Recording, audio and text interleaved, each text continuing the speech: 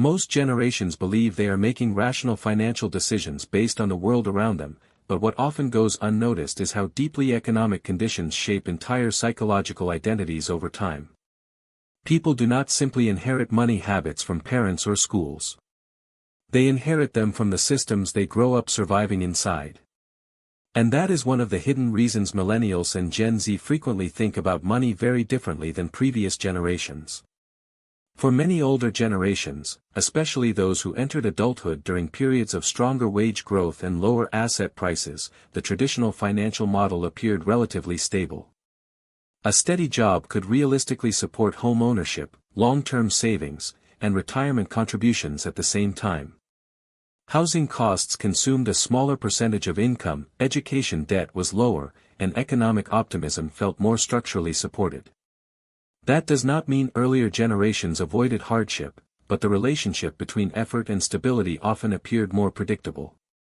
Younger generations entered a different financial environment entirely.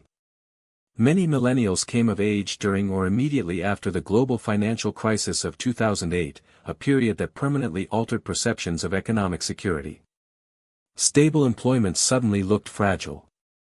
Housing markets collapsed. Major financial institutions failed. Entire career paths disappeared almost overnight. Even people who did everything correctly often experienced instability anyway. That kind of economic environment changes more than finances.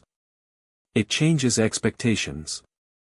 Gen Z then inherited an economy shaped by the long aftereffects of that instability while simultaneously entering adulthood during periods of rising housing costs, aggressive inflation, subscription-based consumption models, and rapidly expanding digital comparison culture. The result is a generation that often experiences money less as a tool for long-term planning and more as a constant system of pressure management. This difference is important because financial psychology is heavily influenced by what economists sometimes call economic memory. Economic memory refers to how major financial events permanently shape the risk tolerance and behavior of entire generations. People who survive recessions, inflationary periods, or housing collapses rarely think about money the same way afterward. The Great Depression created generations obsessed with saving and scarcity. Post-war economic expansion created generations that trusted long-term institutional stability. The 2008 financial crisis helped create generations that became skeptical of permanence itself. This skepticism now appears everywhere in younger financial behavior.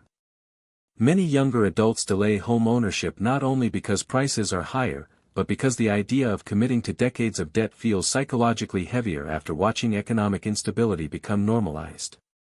Others prioritize liquidity and flexibility over long-term commitments because flexibility increasingly feels safer than permanence. Job loyalty also changed dramatically because younger workers repeatedly witnessed corporations restructure, downsize, or eliminate positions regardless of employee dedication. As a result, many younger people unconsciously optimize for adaptability rather than stability. That shift affects nearly every major financial decision. Instead of asking whether a career is stable forever, younger workers often ask whether their skills remain transferable. Instead of assuming retirement systems will function normally decades later, many assume they may need multiple income streams simply to remain resilient. Instead of viewing home ownership purely as success, some view it as both an asset and a potential trap depending on the surrounding economic conditions. At the same time, younger generations also developed inside digital economies that transformed the psychology of consumption itself. Previous generations compared lifestyles mostly within local communities. Today, people compare themselves against millions of curated lives simultaneously through social media platforms designed to amplify aspiration, status signaling, and consumption visibility. This creates constant psychological pressure to appear financially successful even when underlying financial stability may be weak. The result is a strange contradiction.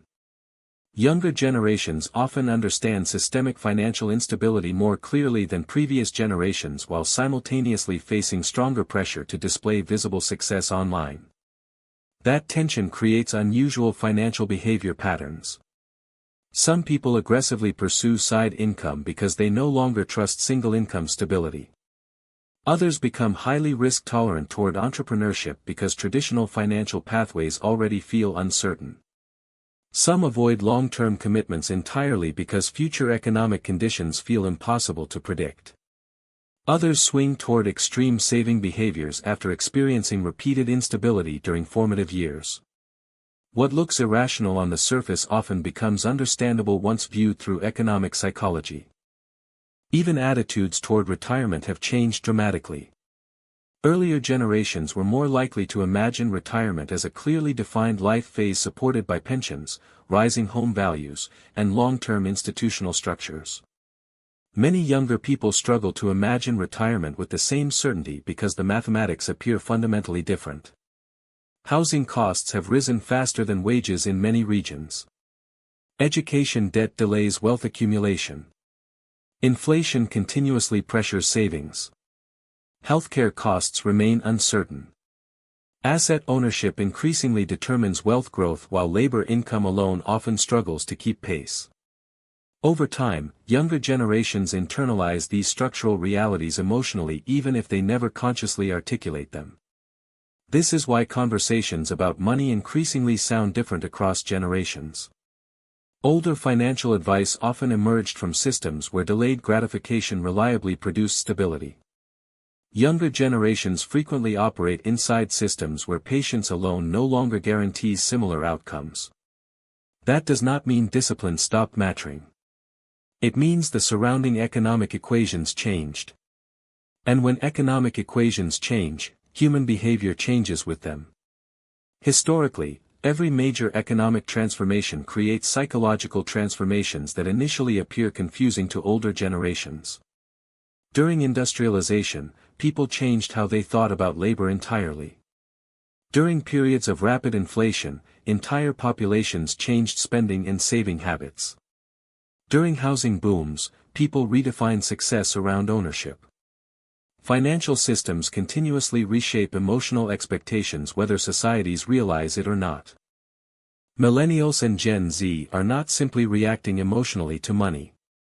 They are adapting to economic conditions that reward flexibility, digital visibility, and asset ownership while simultaneously increasing instability around traditional financial pathways. This is also why financial anxiety appears unusually persistent among younger adults even during periods of economic growth. Growth does not automatically create security if the underlying cost structures continue rising faster than psychological confidence. A person can earn more money while still feeling increasingly fragile if the surrounding system feels unstable. Eventually, many younger people stop viewing money as a symbol of status and start viewing it primarily as protection against uncertainty. Emergency savings become emotional security. Flexible income becomes psychological stability. Low fixed expenses become freedom. Liquidity becomes peace of mind.